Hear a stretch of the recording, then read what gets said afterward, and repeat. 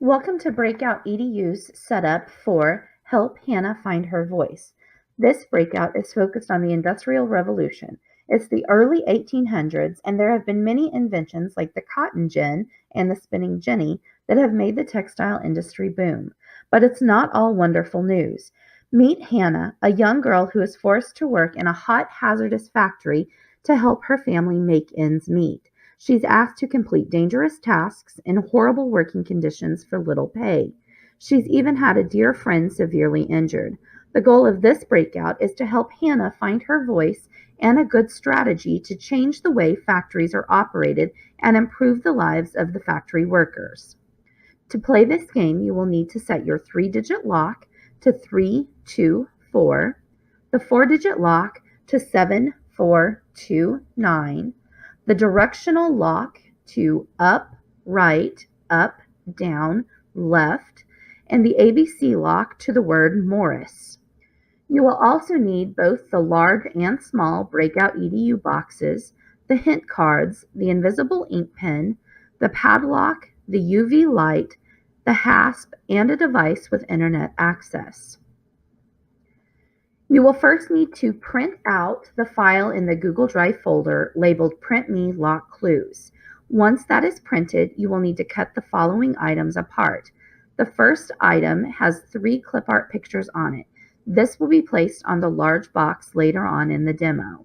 You will also need to individually cut out the invention cards, the textbook excerpt, the assembly line photos, the images of the men from the Industrial Revolution, and the journal entries from Hannah. Once those are cut out, you can begin preparing your small box. In the small box, the only thing that you need to place is the congratulatory signs or prizes you would like to include. If you would like to extend the activity for your Breakout EDU Industrial Revolution, you can put something in there about the Factory Act of 1833. You will then lock the small box using the hasp, the word lock, the directional lock, the 4-digit lock, and the keyed lock. Your next step is to prepare the padlock clue.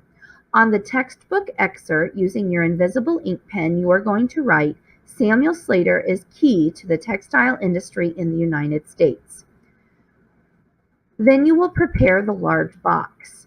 Inside the large box, you will place 4 of the 5 journals from Hannah, 5 of the 6 assembly line photos, the textbook excerpt, and the prepared small box you just locked.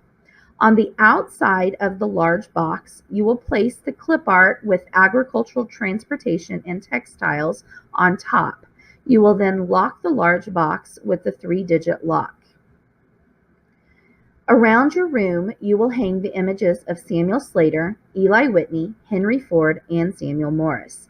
Whenever I set things up in my classroom, I typically make a bulletin board so the students are automatically drawn to the new items located in my room. Please note, Samuel Morris has a code hidden on his image, so it is important that the whole picture of him be visible. Your next step is to hide the key.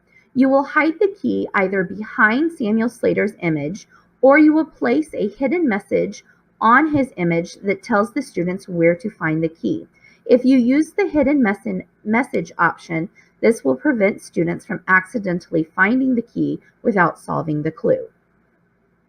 Your students will begin with 1 entry from Hannah's journal, 1 assembly line photo, the UV flashlight, and the invention cards. If you choose to, you may also provide them with the written story.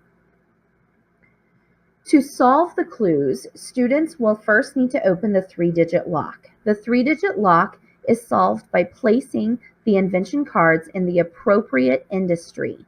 The seed drill, still plow, and cotton gin all relate to the agriculture industry, making agriculture be able to produce additional raw materials. The steam engine locomotive and the Zeppelin improved transportation not only for people, but goods as well. In the textile industry, you will have the power loom, flying shuttle, water frame, and spinning jenny, making the lock code 324. To solve the 4-digit lock, students must first put the images of the car assembly line in the correct order. Students should notice that each photo has a line number. The line number consists of a letter and a number. There are 4 images that have a number/letter pattern. These are where the students will need to focus to get the code. But they have to be careful because there are some distractors hidden. 2 of the 6 images have a letter number pattern and serve only as distractors. To solve the word lock, students must pay close attention to Samuel Morse. Upon researching Samuel Morse, they should know that Samuel Morse helped invent Morse code. They must look closely at the image and decipher the dots and dashes that are located on his image to reveal the word lock. To solve the directional lock, students must first put the date journals in the correct order. Once the dates are in the correct order, you should be able to read through and notice that certain directional words are located in the writing multiple times. Occasionally, other directional words will appear, but in order to find the correct directional word, they will appear at least 3 times. Each journal entry has a directional word listed at least 3 times that will be key to solving the directional lock. Solving the padlock will involve the students using the UV flashlight to reveal the clue Samuel Slater is the key. Once they see the word key, this should make them think to go and look at the image of Samuel Slater a little bit closer. Depending on where you've hidden the key, they may also need to use the UV flashlight to reveal the code that you've placed on there if you have not left the key near his image.